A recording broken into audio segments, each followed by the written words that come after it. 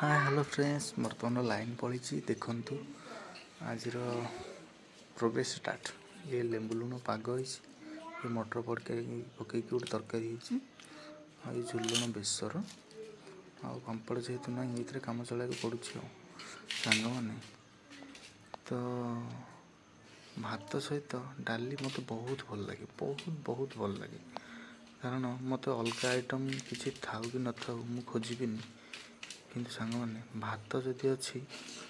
भात संगे डाली तो मत बहुत भल लगे डाली निहाती दरकार साइड आइटम थाऊ कि न था हाँ सांग मैंने मो वीडियो आपण केमती लगुच प्लीज आपण मैंने कमेंट मत जनइबे भल पाइबा देवे तो मुझे आपण मानक सपोर्ट करी